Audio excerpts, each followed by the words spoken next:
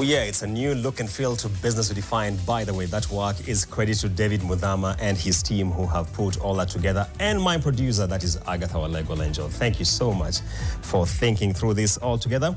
Friends, we haven't done this live in a while, but the budget season is upon us, and of course, we are here to dissect the things as they emerge and roll on.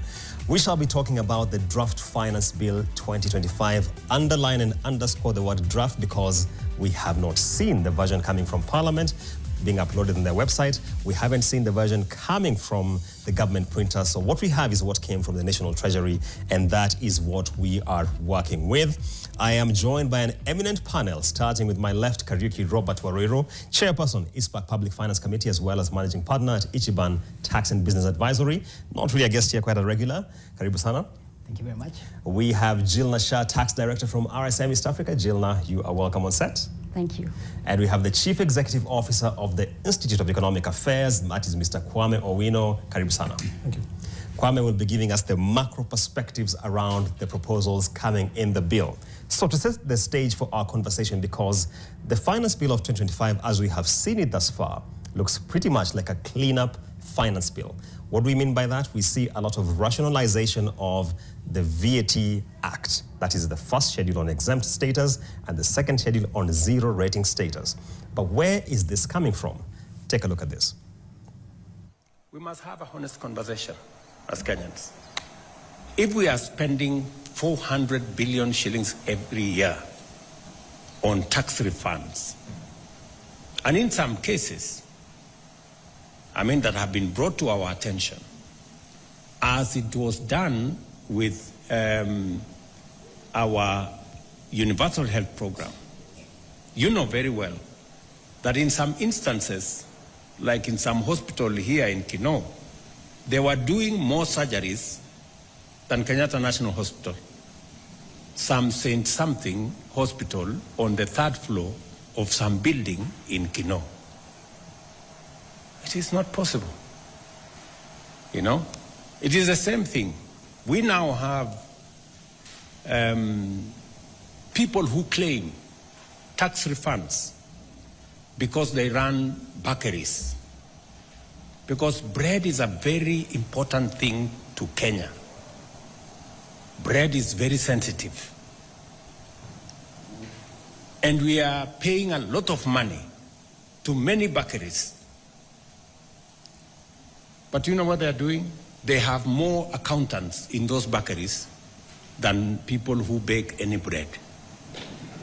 We are installing a new tax system because at the moment we've been collecting 60% of VAT, for example. Collectible VAT, almost 40% we are not collecting because it goes here, it pilferages there, it goes this way.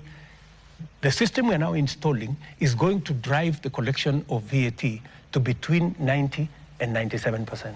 A follow-up on that. That way, we should be able to collect an extra 200 to 300 billion. In fact, the target I have given to KRA is that by June this year, we should be able to collect an extra 500 billion by June this year.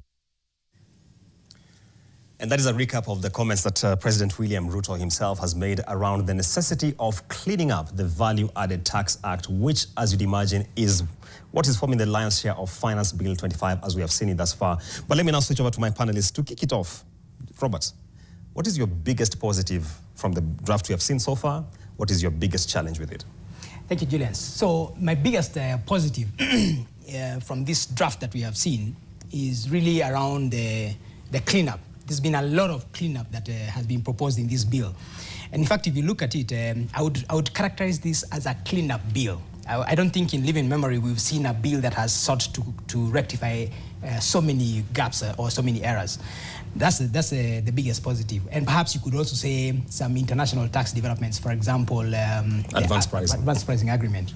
However, for me, the biggest drawback really is around tax losses, the carry forward of tax losses. That's a big issue, and I think we really need to have a conversation around that because of the investments in this country. Robert, talking about the key challenge here being the carryover of tax losses now being limited to 5 years under the proposals in the bill. Let me come to Jilna. Your biggest positive, your biggest drawback. I think in addition to what my colleague Robert here has just said, in terms of cleaning up, there is also the issue of lowering the amount of time for one to apply for a VAT on the refund on the bad debt. You know, the VAT refund on a bad debt has now been reduced from is proposed to be reduced from 3 to 2 years. So at least now you don't need to wait for 3 years to go and claim that refund. And knowing the current economic situation that we're in, there are a lot of bad debts. Yeah. So this is actually a good move. Also, a lot of reprieve for pensioners, as you can see, that now they'll be able to enjoy tax-free income upon retirement. So, and then there's also a lot of cleaner proposals around the same issue. On the flip side, I can say the inconsistency. In addition to, you know, fine, there's cleanup, but if one classic case I'll show you in the finance bill that's been proposed is for inputs during construction of a specialized hospital. Yeah. It was introduced in 2016. Come 2022, it was made exempt, right? Inputs during construction. Yes. Come 2022, it's been removed. 23 brought in again. 24 again, the bill proposed it to be removed. Again, now it's been proposed to be removed. So you can see the inconsistency in terms of in, out, in, out. Yeah. I mean, if someone wants to invest in these specialized hospitals, they'll think twice before investing in this sort of, the other very big one actually is where the data management system is now going to be integrated with KRA. And the fact, it's actually a very worrying concern because they'll be able to access even your trade secrets. Yes. And also personal data. Correct. So there's that legal concern, obviously, from as we don't know how the Data Protection Act will be covering the taxpayer on this side. So yeah. And Gilna, or still on the flip-flopping, another case in point is what we have seen around electric mobility. Finance Act 23 gives them reprieve. 24 we see another proposal. Now again we're bringing them back to a VAT standard rated. Kwame Wino, your thoughts? I wouldn't call this a cleanup bill. So let's start with with the exception of the fact that there are few, it's actually not zero in our calculation of the IE, raises in the rates. One of the things that the bad habits of the old tax policy finance bill system has been ported again here. So let me give the first example.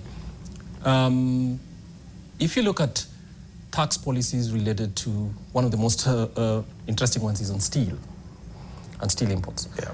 Last year we had this new tax, the year before, a new tax proposal whose function was to actually protect certain categories of steel by raising taxes on imports.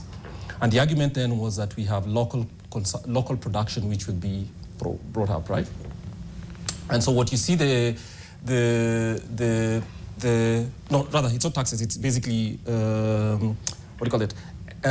Export levy. Yes. Yeah. The levy, yes, which is supposed to protect. So it's been raised from 17.5, it's been reduced from 17.5 to 5%. Correct. For specific categories of steel, and I didn't know which they are. So I speak to an engineer and I ask, what are these?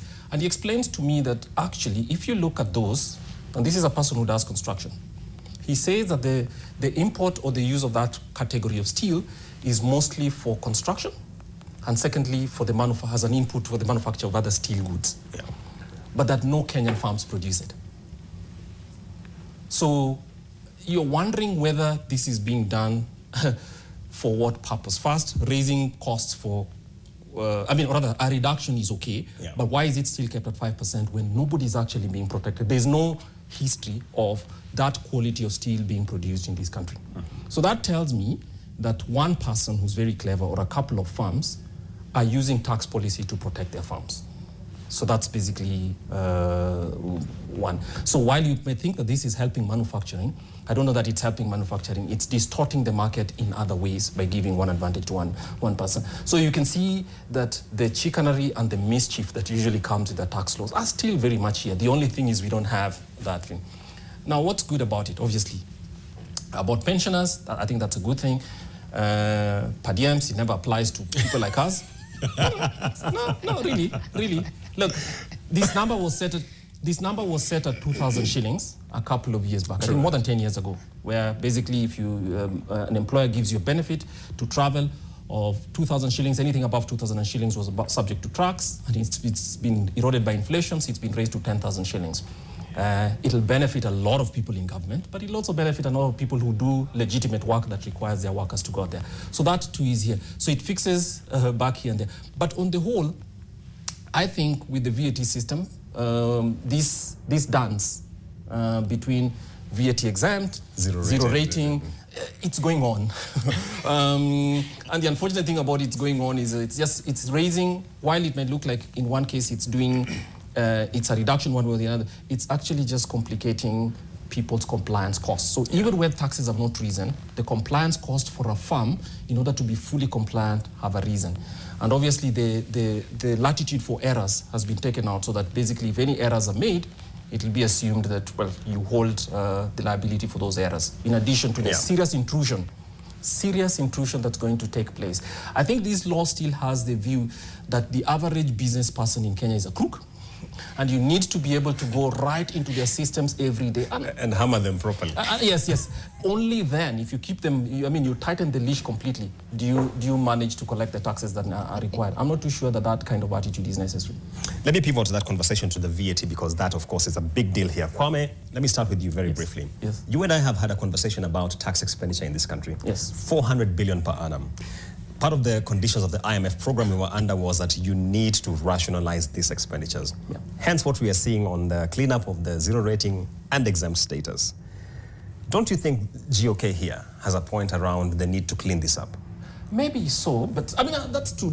But let me mention one other thing, that actually one of the best things that this law has done is that it has reduced the investment, the tax investment allowance, which was at 100. I don't know how you compensate somebody. You allow somebody to deduct 150% of their investment just because it's outside Nairobi. So something like that doesn't look well done. Yeah. So it's been cleaned up as well. So obviously that's credit to the Treasury, which brings it up. But coming to your question about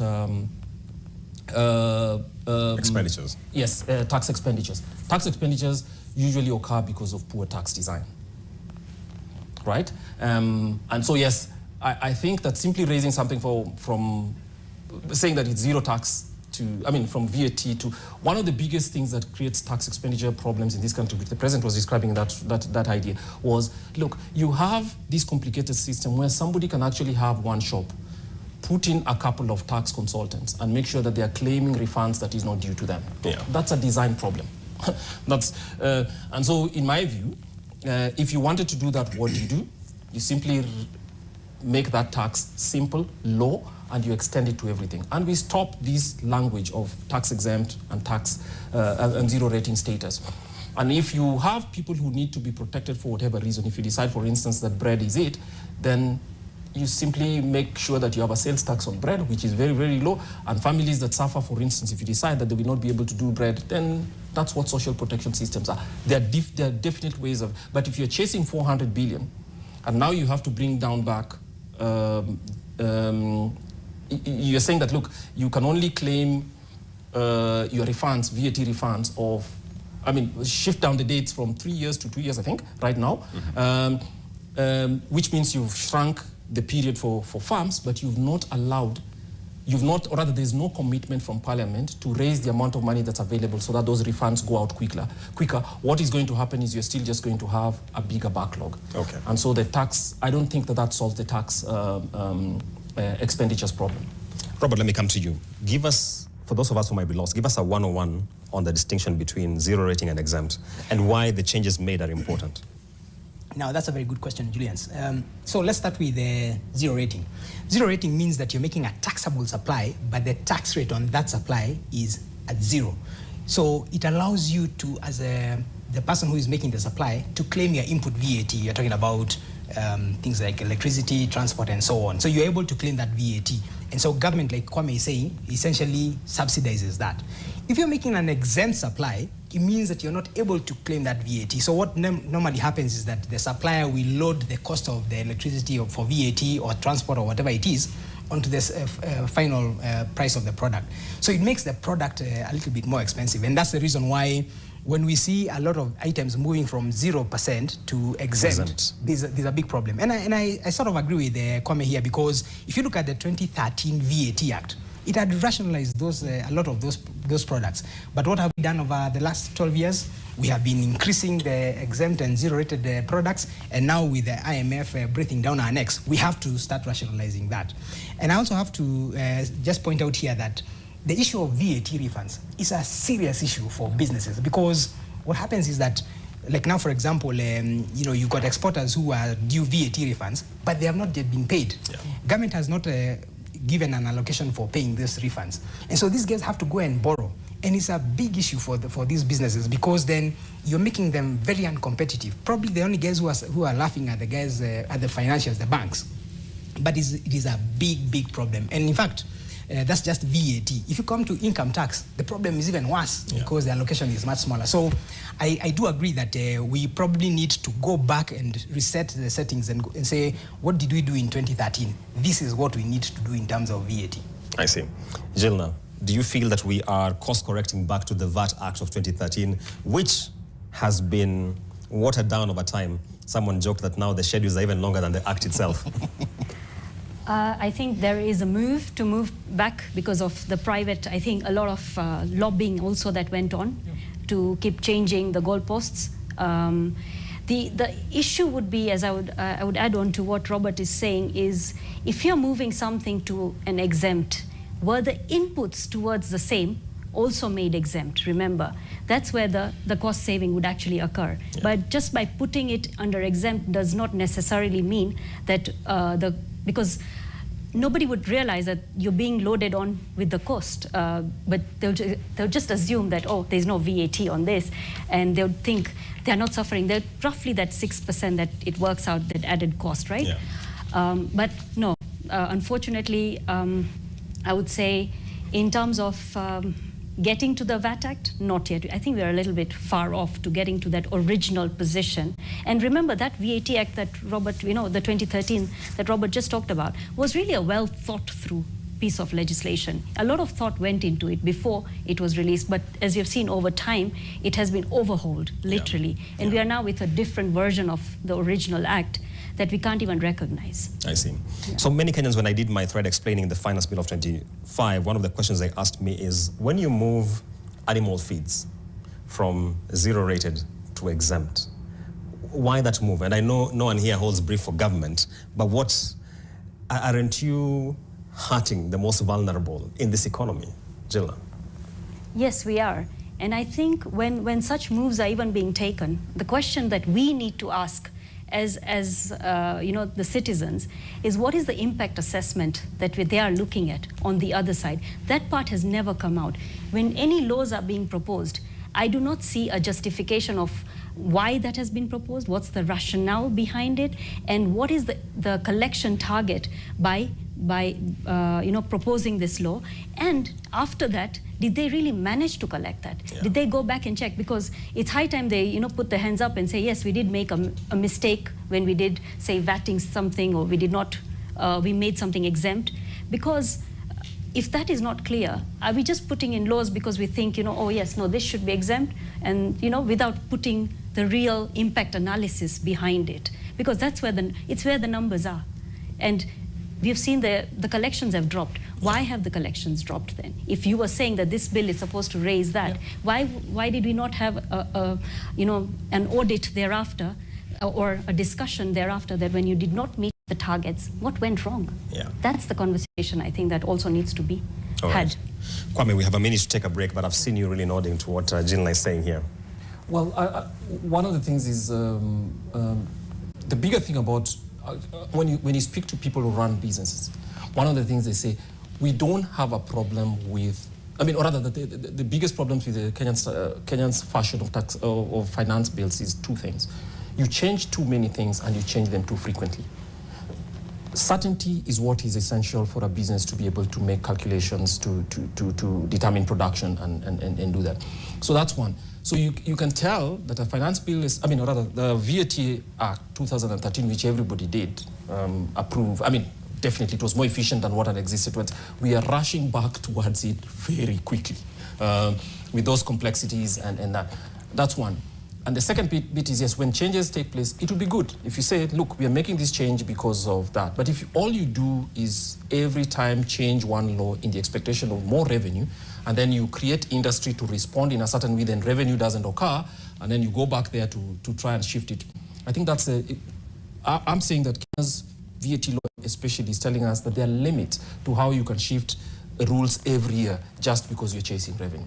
I think the bigger value should be, look, how do we make the highest number of businesses comfortable and allow people to actually plan over a medium-term range, and then we'll take whatever revenues comes from those operations. That's much, much better than actually aiming for a revenue target on a year-by-year basis. All right. At that point by Kwame takes us to our first break. We have been kicking off our conversation on the draft finance bill of 25 by focusing on the provisions around value-added tax. When you come from the break, there's another provision in the VAT Act around clawback for zero rating and exempt. We shall be unpacking that and what it means, so stay tuned.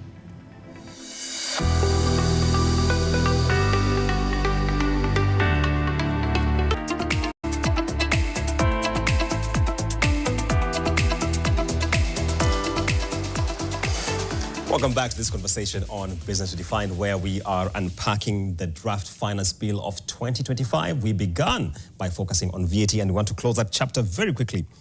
One of the proposals which struck my attention was that KRA will have the remits of a clawback, in the sense that if you source or import products under the VAT zero-rated and exempt status, and it is established that you dispose them in a manner not consistent with exempt and zero-rated status, KRA will be able to come to you and recoup the tax revenue it should have realized from that. I struggle with the implementation and how it will be determined that I actually dispose them in such a manner. Robert.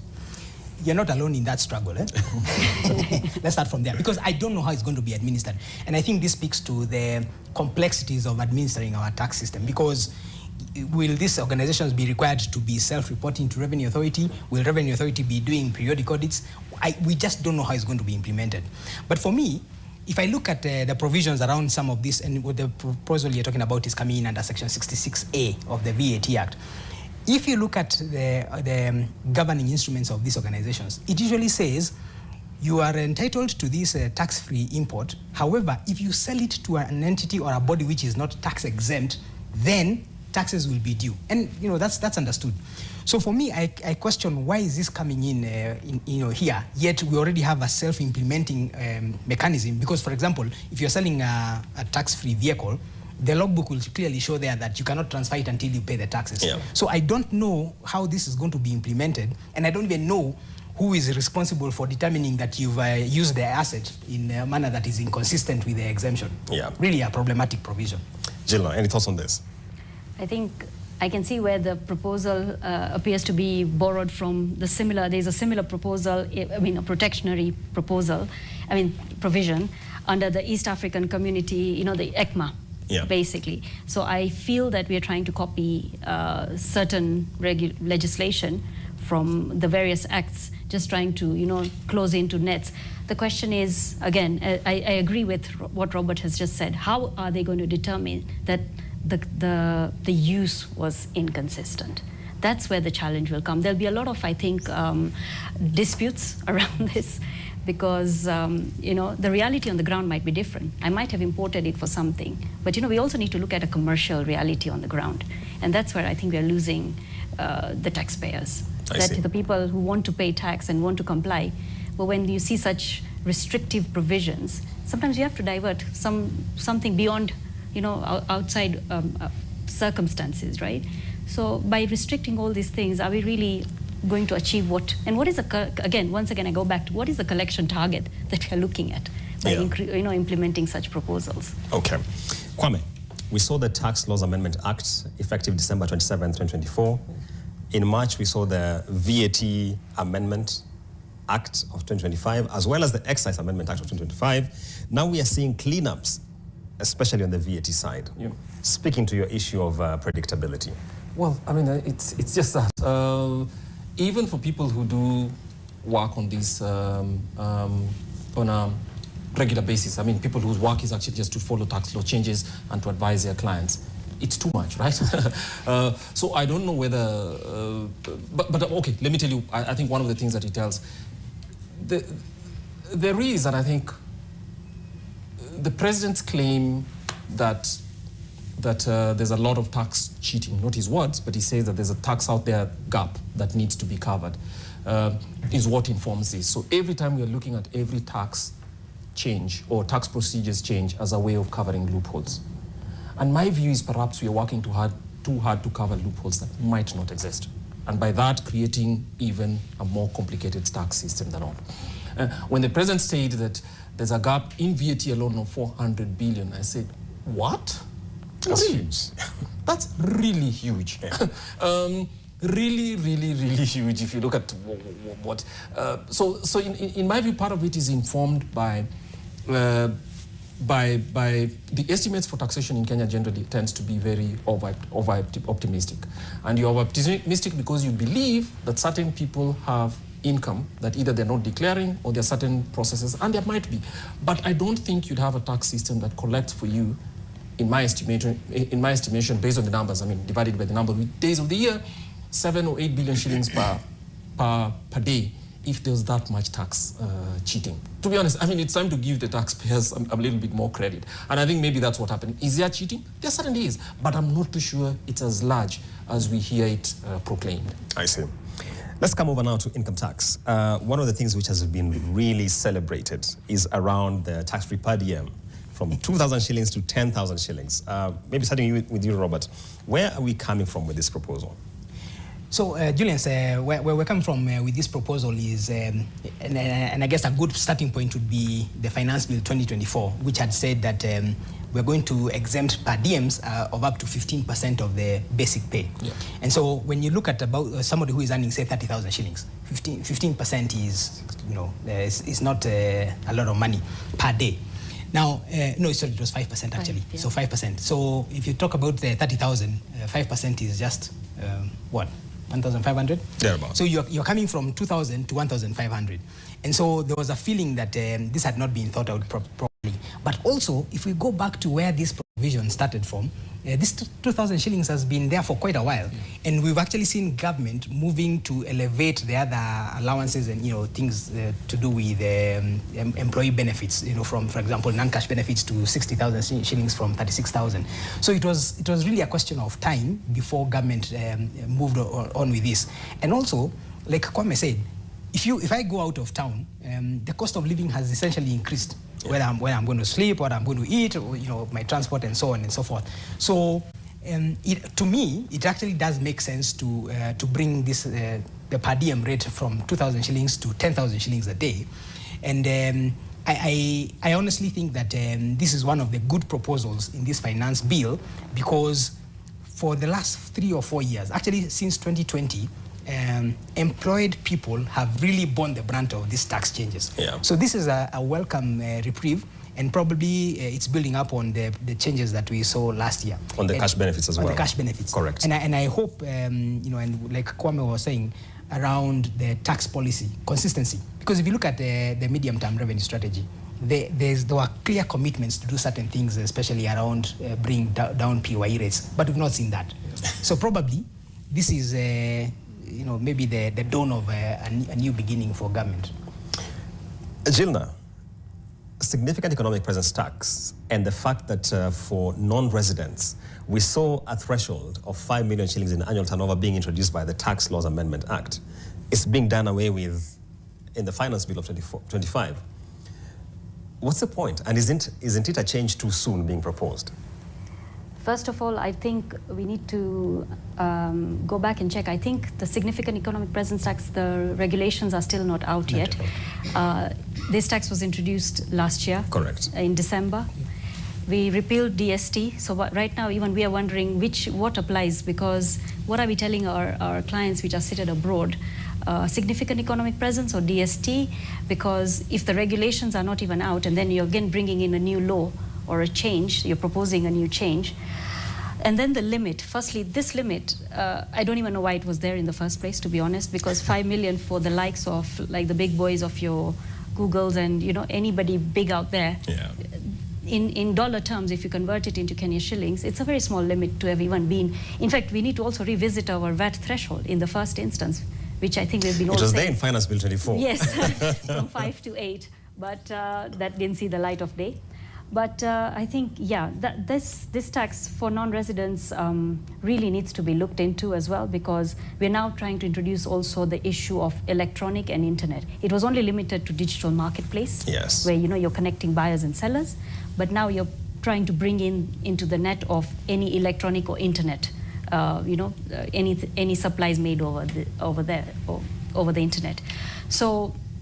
Are we really, okay, I know this bill, I'll say, is really focused towards taxing non-residents. Yeah. So is that now, instead of, because we have taxed the residents quite a lot, let's use this bill to go and shift focus to go and tax our non-residents. What is going to be the impact in the economy? That's the question I would have, because if you're really deterring non-residents to supply to Kenya or invest in Kenya, is this how we're going to be attracting investments? But maybe, Gilna, I just read it as an admission that, the threshold didn't make sense to begin with. Correct. If you're looking at the likes of Apple, Amazon, exactly. What is 5 million shillings worth of turnover for them? But then let me come to Kwame, and given what we are seeing in terms of the sweeteners, if I could call them, around income tax, if you look at the FY 24-25, the numbers we have seen so far, one of the tax heads which has really underperformed is pay as you earn. And I sat down with the commissioner in charge of large taxpayers, and we had this conversation because when the tax laws amendments came, we're told the target was 175 billion. Yep. Treasury has since revised it to 45 billion. And the point is, given what we saw around retirement, exempt status, they're not collecting what they thought they would. So Kwame, from the macro standpoint, where are we left with this? Well, I think it's if you put this together with the facts about what happened last year and the general state of the economy, one, I read it in inflation numbers. Inflation numbers, while they were falling, were actually telling us at the Institute of Economic Affairs that demand was very weak. And part of the reason demand was weak was also because people didn't have jobs. And if you look at the income, we're talking about income tax, if you look at the income, of course, dividing it both corporate income and pay as you earn, if you look at both ends, not only were firms shutting down, some were shutting down or reducing operations or curbing operations. On the other side, jobs were not growing, and average incomes are actually fallen in real terms, basically, if you take account of inflation. So this was going to happen regardless. And for me, I think if the lesson of the last 2 sad years have taught us is there's only so much you can squeeze out of people's wages without reaching a limit sooner than later. And I think we are at it. That's basically it. So this is an economy that I think we should consider one in recovery. And that recovery is probably going to take much, much longer than was anticipated. So it doesn't surprise me that you expect 175 billion, and obviously you have to adjust it back to 45, and even then, you're barely making it there. Okay. One other notable change in income tax, Robert, digital assets tax reduced by half, from 3% to 1.5%. What do you make of this? And we go back to the point that Gilna had made about what exactly are you targeting to collect from this? Because when this proposal came in 2023, we were told that it's going to be 3%, and in fact, the obligation is going to be on the operators of these digital platforms. Yeah. So first of all, where are these guys? They are non-residents. How are we able to collect? How much are we even collecting? And I probably think that that reduction in the rate is probably a reflection of the fact that we are not even collecting as much, because how do you go collect? And maybe, by the way, Julians, this explains why there are a lot of amendments around enforcement of tax collections under the Section 42 of the Tax Procedures Act, where they're saying you're a non-resident person, you owe tax in Kenya, and so we are going to issue agency notices for that person. Because really, I'm not certain how many exchanges, digital exchanges that Kenya Revenue Authority has access to in order to even collect this amount, whether at 3% or 1.5%. Yeah. Gilna, anything to add there?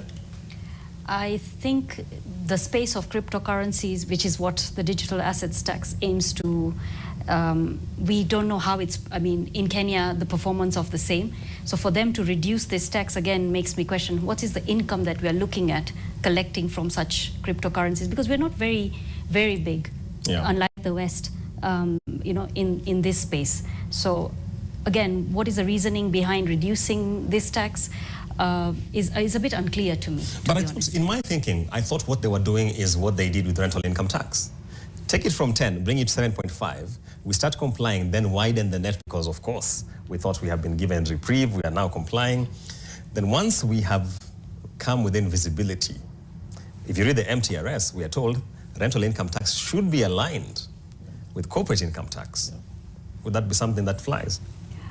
Possibly, I would say yes, maybe to widen the tax net, you know, to attract this to be a bit more fair, because 3% is a rather high percentage for any, you know, tax, because we are looking at effectively almost getting to a very high tax rate, effective tax rate, right, with 3%, whereas 1.5 is a bit more, I would say, digestible.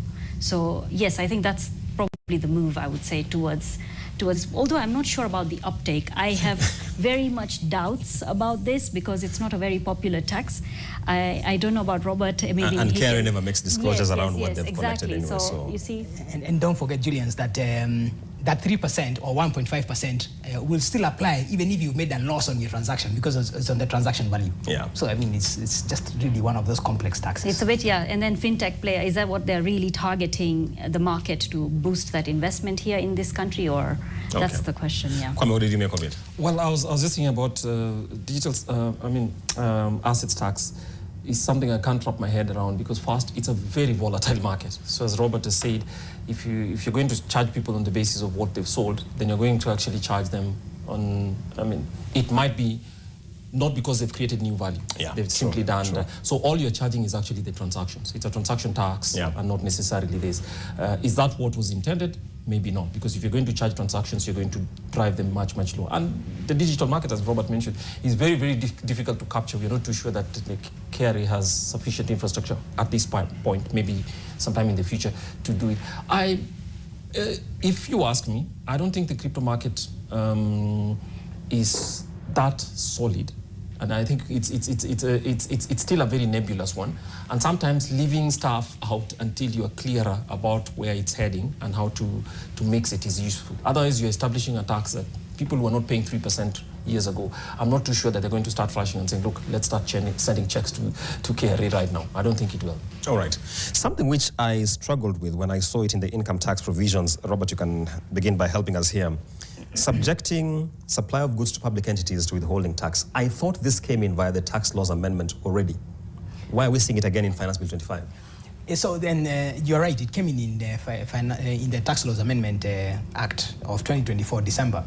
But, and this is why I was saying that, to me, a lot of this finance bill is a cleanup, because we lack the nexus between subjecting that income to tax and collecting the tax. Because remember, this is a withholding tax. Yes. Now, for you to operate withholding tax under Section 35 of the Income Tax Act, that stream of income must have been specifically designated as subject to withholding tax under Section 10 of the Income Tax Act. But if you go to Section 10 of the Income Tax Act... So there was a gap there. There was a gap. And so there was even a question of how do we even treat this. And by the way, even for significant economic presence tax, the tax on digital space, there's still a gap, because what has been addressed is public supplies to public entities and sale of scrap. Correct. So there's a third line there that has, I think, been missed out, that should be corrected. So really, it's just tightening the legal provision. Okay. So there was a gap clearly. Gilna? Agreed. There was a gap. There was a gap between the issue to be the two needed to be in the charging section for it, because this is a legal ambiguity. Yep. I mean, if tomorrow, if you were to have charged me under this provision, I would have gone back and challenged the charging section, gone back and safeguarded myself with the charging section. So it's always good that it has to be embedded under the charging section, which is Section 10, and this is just a pure cleanup. Kwame, there's a question here coming from one of our mutual friends who sits in government and is asking, so given that we are challenging proposals like the digital assets tax, which are meant to widen the tax base and help Kenya realize the revenue constraints, what solutions would the IEA have for the country? Mutual friends. Okay. So let me say this. I think let's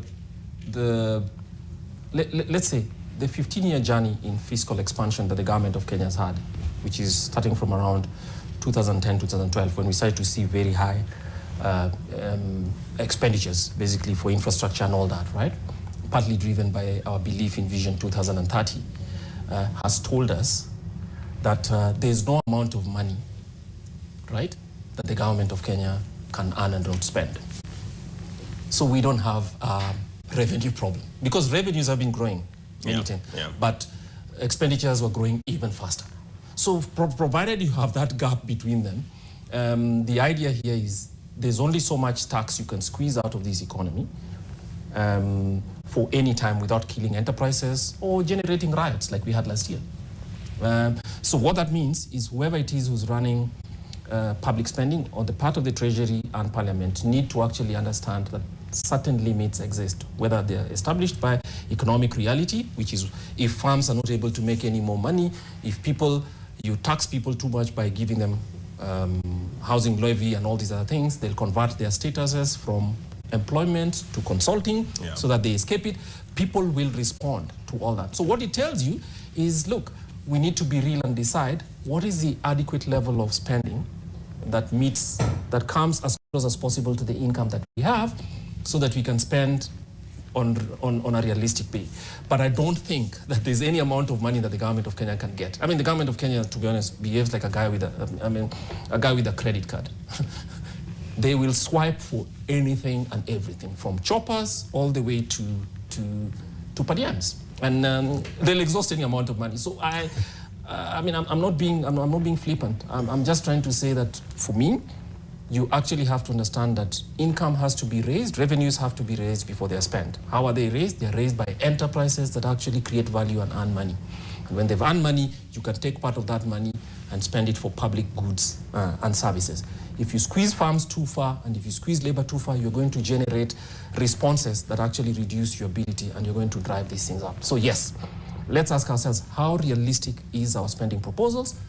We will close all those gaps, certainly, so that there is not revenue that comes. But last year, we were trying to raise an additional 1.2% of GDP above our usual 16. And we generated a riot and almost stopped the country. Let's just take that signal for what it is, that we can't go too far on the spending side, because there's a limit to how much taxes Kenyans can take. That's it. And there'll be a second leg to that question, because someone is raising a very valid point here, that we need to have this conversation around finance bill vis-a-vis the conversation around the budget estimates we have now seen. We'll be coming to that later, Kwame. But, Robert, we can't close income tax without talking about transfer pricing agreements. Kick it off for us. First of all, for those who might not be aware, what are those? So, first of all, transfer pricing is the regime, or is a provision that says if you're dealing with your related entity, then the pricing of that transaction, whether you're buying goods or buying services, has to be what would obtain in an open market transaction, in other words, market value.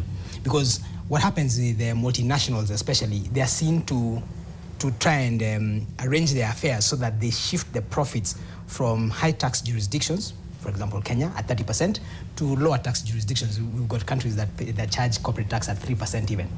And so transfer pricing has become a big issue. Now, the reason why this is a very good provision, in my view, the provision to bring in advanced pricing agreements, APAs. First of all, that proposal is one of the proposals under the Base Erosion and Profit Shifting Initiative. Yep. And Kenya has been at the forefront since 2016, when the inclusive framework came into place, saying we want to implement some of these proposals. Now, what the advanced pricing agreement does is that you sit down with KRA, you agree, this is my transaction, this is how much I'm going to charge. If it's cost plus 5%, these are the parameters. And KRA signs off and you sign off. For the next 5 years, according to the law, that will be the agreed position, so that you don't have audits, you don't have disputes, and everybody is clear about their provisions. The only thing I would add here, even as we wait for the regulations, is generally APAs take very long to negotiate. Typically 12 to 18 months. Yeah. And so by the time we are done with this negotiation, I only have 3 years, because this provision applies for 5 years. Yeah. So best practice says have a rollback provision, meaning we've taken 18 months to negotiate, and we've agreed at 5%. Can that 5% also apply to the period that we've been negotiating? Okay. And that really is the best practice. So that for me is a very good one. It was there in the Finance Bill 2024. It's back. It's back. Jill. I think I'll echo what I think he's covered it well. That even there was gaps even from a regulations perspective, from a transfer pricing regulations perspective, and by bringing this now into law, we'll safeguard our taxpayers who have, transactions with related persons, with offshore related entities. Yeah. But we hope we'll see the regulations in good time. One of the cleanups we have seen in Finance Bill 24 is on minimum top-up tax. So it came in, and we weren't clear on the due date. So that one has now come in via a proposal here. Let's switch gears as we get to the break here and talk about changes proposed in the Tax Procedures Act. One of them is about access to data and KRA being given the bandwidth to be able to go and trade secrets, personal data. Kwame, what do you make of this? Look, we usually start this by saying the authority to tax is given to Kenya's parliament under Article 210. Only parliament. We at the IEA take even a very restrictive role that, and some of the things that we see here is the act, or rather this bill, trying to cede the authority to determine a tax to other authorities, both the Treasury and sometimes the KRA itself. We think that's not constitutionally valid, but perhaps a court could make a different decision. So because the authority to tax comes from the law, that same law that gives the authority to tax 210 in the Bill of Rights give people the rights to privacy. So I'm not, and nowhere does it say that these rights will be truncated for the purposes of enabling tax authorities to look at your affairs. So when you have a law that says that the existing rights to your own privacy will be ceded at the discretion of somebody sitting at the tax administration authority to determine what your tax liability is, I think that's going too far. It's not just going too far, it will lead to abuse. Because I'd rather than it did this. One, there should be particulars in the law itself determined by Parliament, which says when someone comes to me and says, Kwame, we wish to integrate all your data systems, including your trade secrets, they should tell us what precisely they're looking for. Because otherwise it's going to become an open fishing expedition without a time limit, and they can sit in the office that I am in for 20 years to find out something for which I would probably be appearing in court. I don't think that's too wide an authority. In my view, if somebody is under investigation, then you should simply say, okay, we have a criminal investigation and activate it. But the idea that you have unlimited access without time limits, as I read it, to somebody's data and across all their systems for as long as you want it at your discretion without the authority of a court beforehand, I think that's dangerous. It should not exist. And I think it's going to be challenged in court. Jill, I have a question for you. Does the sequencing of how this has appeared tell you something? One, we have had the Voluntary Tax Disclosure Program, FY 23-24. We have had the Tax Amnesty Program, which has been extended. Here we are in Finance Bill 24, we saw a provision to exempt KRA from the constraints of the Data Protection Act. Of course, that elicited so much fallback. But the authorities, and I don't hold a brief for them, the authorities would argue, look at that sequence of events. And by the time we're getting to this point, you most likely have faced audits. Is there a case there? Exactly. So, there is no, in my view, the fact, exactly what Kwame said, that why does the commissioner need all that data? Why trade secrets, for instance? If it failed to get, they tried to sneak that provision under the data protection one, that they were exempt from data protection. Now they're sneaking it back in this way, that they can have access to such sensitive data. My concern here would be, how safe is my data? Because there's a lot of personal data that we're talking about here. So, and the fact that, does that lead to any tax implications?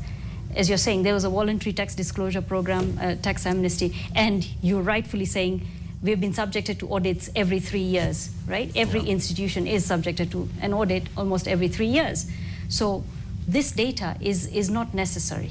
It's not financial data, remember that. That would cause I would say, where does it lead to a tax avoidance? Yeah. A trade secret does not lead, in my view, to a tax avoidance. Private personal data, for example, if it's a school of children, how is that going to help them evaluate any tax avoidance. Let's stick to what the purpose of the commissioner is and work on that. There's no need to access other data around the business. All right. Before we come to Robert's point on that note, I would like us to take a very quick break, and just to mention that for the enthusiasts of Noma, we have interrupted you today. We apologize for that because of the necessity of this conversation. Noma will be back tomorrow on the normal programming, so stay tuned for it. We'll take a quick break. When you come back, Robert's thoughts on this issue of privacy.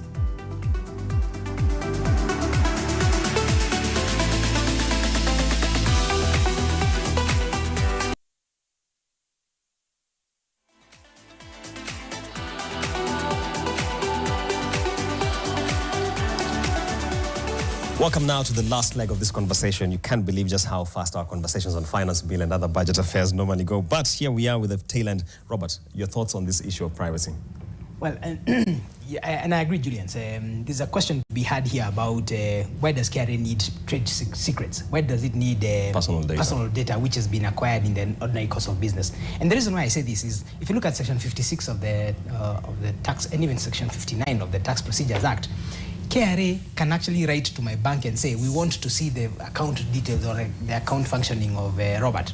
So you don't need to access my personal data because the bank will give you, by law they are mandated to give KRA.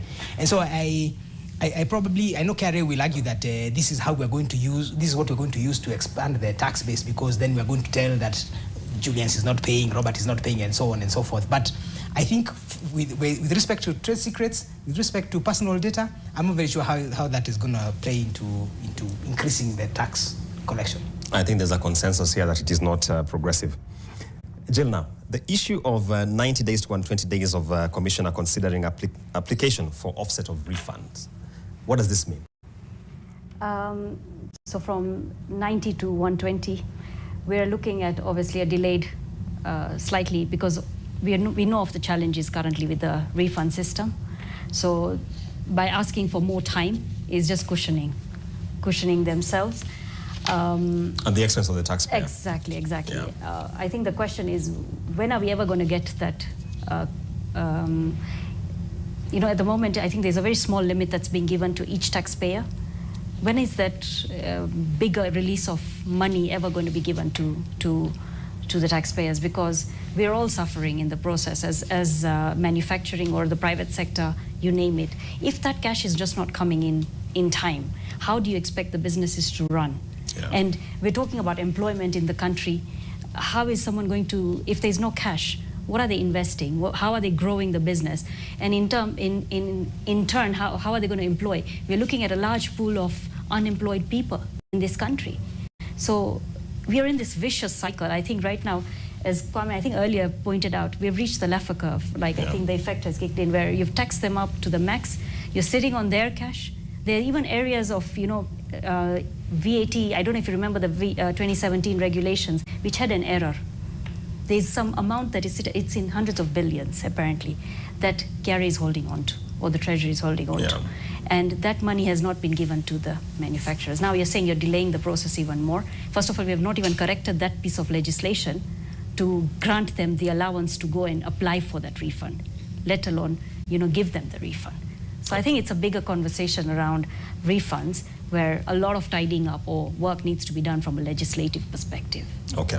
Robert, before I come to Kwame, there was a second leg to this from 120 days to 180 days. That is with regard to audits. What does this mean? I mean, it's exactly the same thing that Gilna is saying in terms of the concern around funding. Because, you see, the current law is that if the commissioner needs to if you have applied for a refund, then he or she has got 90 days. But if they want to audit you, they've got 120 days. Now that's moving from 120 to 180 days. So essentially just extending the period that KRA stays with your money. And remember, even though there's a provision for them to pay interest, I'm not aware of a single case where they have paid interest. Yeah. So it's just really bad for business. Okay. Kwame, there was a viewer who asked that we juxtapose the finance bill conversation with the budget estimates, which we have seen from the National Treasury.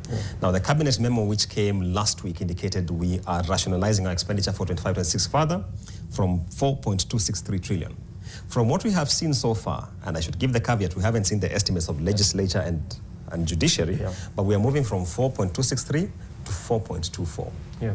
Do you think, given what we're seeing in the finance bill and the estimates, the two are aligning? Okay, because we need to see how much the borrowing, the deficit will be, and now how much borrowing is going to take place, right? Yeah. But I think it's a good thing, because 3 years ago, one of the things the IEA had expected was part of the problem was it was clear that we are on a sustainable path. Even without the shocks last year, we were going to be in trouble. So we needed to actually have capped the budget at a certain amount and then lead growth to actually buy space for at least 3 years. So right now we are going to have to bring it back down. If revenue estimates, as they look like, fail again, that number might have to be adjusted by a supplementary budget later. So all balls are in the air. You're right as well. It's conditional on what we see coming from the treasury, from the judiciary, and also from the legislature. From the legislature. But those are usually not, quote unquote, the biggest spenders. So it's unlikely that the cuts that have come from the national government or the executive arm are going to be compensated for in full by these other spending. So it looks like we are on the same threshold and barely taking account of inflation, spending the same amount this year as last year. All right. There's a broader question here. Given what we're seeing in the finance bill and what we saw in Finance Bill 24 and the collapse of it, where does this leave the medium-term revenue strategy? Remember, the MTRS had an implementation matrix. One of the biggest disappointments I have with Finance Bill 25, there is no proposed change in pay bands.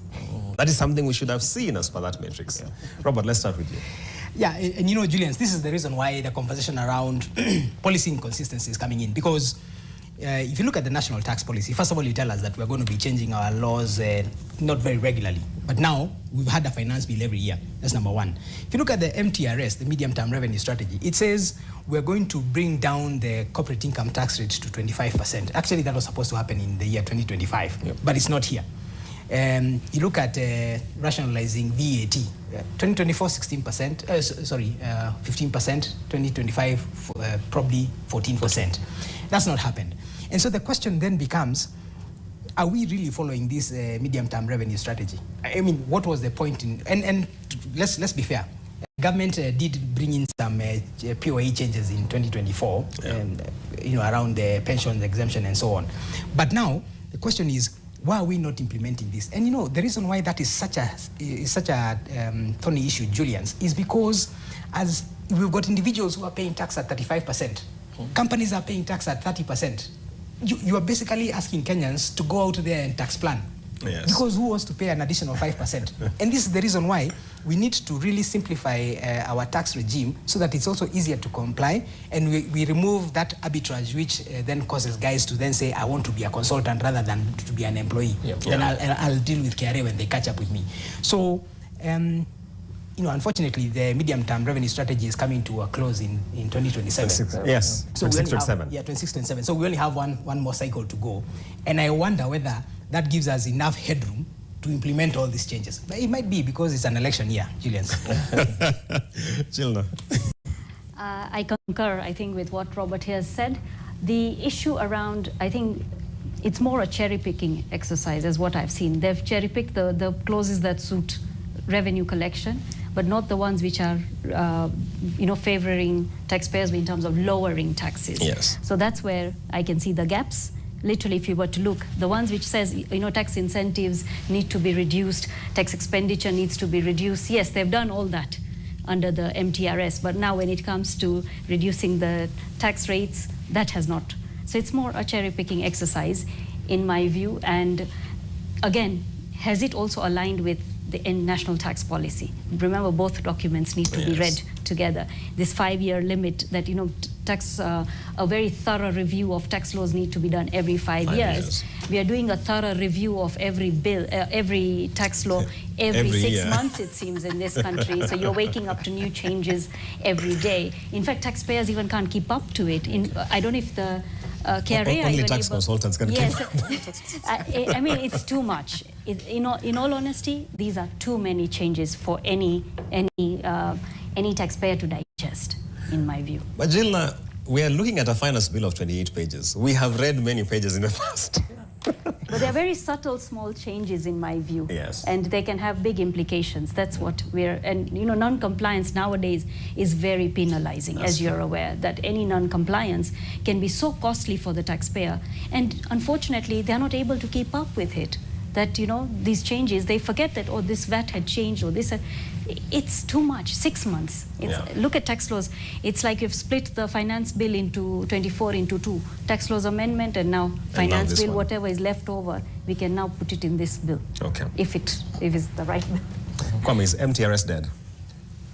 Definitely, right? I mean, if it's got a year and a bit to go, and of course, it had specific milestones, some of which we've mentioned here. I mean, VAT should have been down to about 14% in this. Even the threshold should have been. Yes, the threshold should have been adjusted as well. So it's clearly not.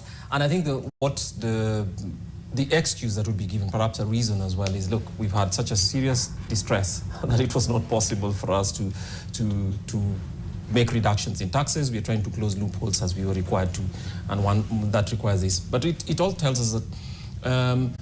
What the message it sends to anybody who's making business decisions is, when there's a successor to the MTRS, right? Don't believe it.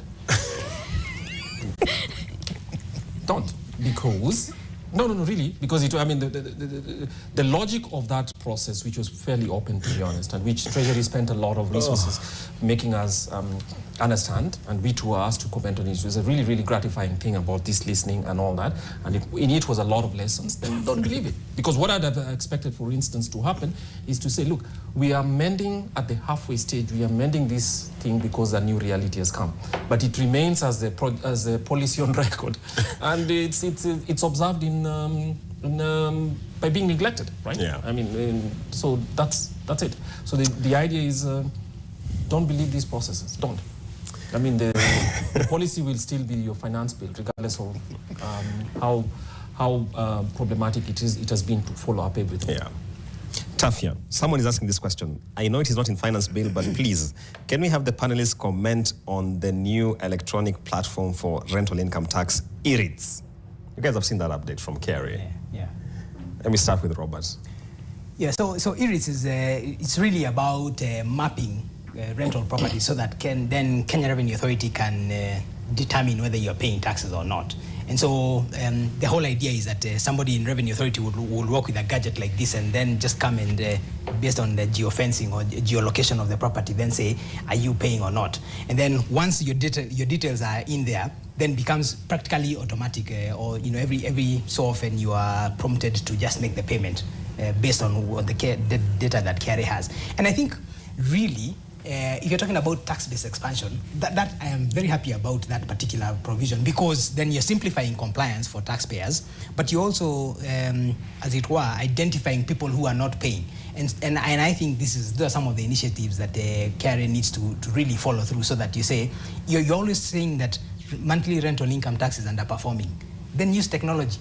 And that was the second leg to this question, and let me just read it out for you. Do your panelists actually believe that they only collect 17% of what is eligible for collecting on rental income tax? Well, that's what the CS said, and I mean, I don't have data to dispute it, which probably speaks to the fact that KRA needs to be publishing this data so that then we can be able to evaluate it. But when a tax head is collecting 17%, even in an exam you'd be failing, Yeah. That would be a serious E. Yeah. Or maybe an F. So I really don't know what the problem is, but let's use technology to drive compliance and enhance compliance. Question here. Hi, Julian's question to Kwame. We are seeing the tax incentives extended for affordable housing being withdrawn under Finance Bill 25. Is he now happy given how critical he has been of affordable housing program? Okay, let me say this. For I and my colleagues at the Institute of Economic Affairs, any relief granted to a hardworking, honest person is reason to be happy. So definitely that's something that makes us happy. We are glad for that. I mean, we'd be happy if it was entirely abolished. It's not serving that purpose, but we'll take the relief that is granted to us. All right. We discussed this question before we came on air. Can you please clarify for us what's happening with RDL, Rural Development Levy, and IDF? Are we seeing the purview being expanded, or what exactly is happening? Jill. I think, yes, the purview... The Chapter 88 conversation we had? Yes. So we can see that it used to be that aircrafts, spacecrafts, and it was parts thereof under that Chapter 88 used to be exempt, right, from RDL and IDF, sorry. So now with the removal of just spacecraft and aircraft, which means those will be now subject to RDL, the levies, whilst parts would not be subject. I think the question is what parts? That's a bit of a gray area at the moment. So from a RDL perspective, that's the only change I've seen in this finance bill that affects the aviation industry at the moment. But yeah, the question is parts meaning spare parts or parts? Which parts are we looking at? I've always had a bit of a challenge there. Okay. There's a question here, and someone is saying, please, make this simple for us. Soon we shall be called for public participation.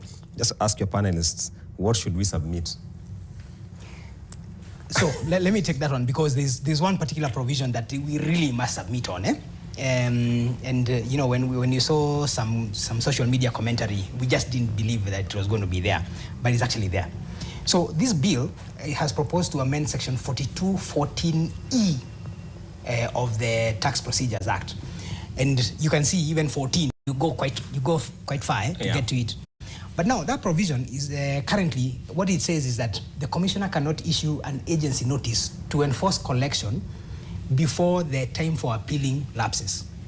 Meaning that if you, for example, if you've been given an assessment, you've got 30 days to file a notice of appeal. If on the 31st day you've not filed a notice of appeal, the commissioner can go and collect. Because anyway, what are you doing? Yeah. Same thing. If you've got, if you've lost at the tax appeals tribunal and you want to go to the High Court, again you've got 30 days to file your notice of appeal. So on the 31st day, if you've not collected, then the commissioner can come and, if you've not appealed, the commissioner can come and enforce collection. Now, this paragraph E that they are proposing to delete means that today I can get an assessment, and then tomorrow they're enforcing. So how am I going to appeal? What's the use of appealing then?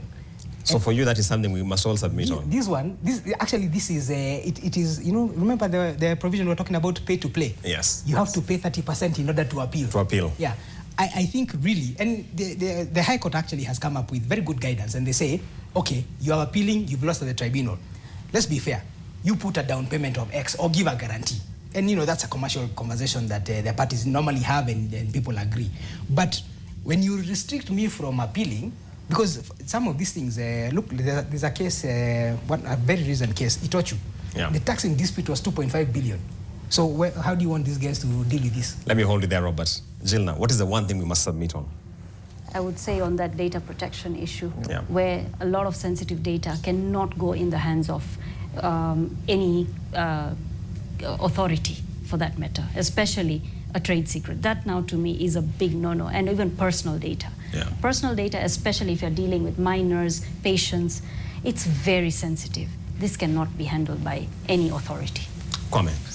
Okay, so I was going to mention the one about data because I think it has a constitutional angle, but I'll also mention one of the things that I've seen as the bad habits of Kenyan, introduced by the finance bill into Kenya's public affairs, is the granting of discretion to determine tax levels by either the cabinet secretary or by the authorities, the tax authorities.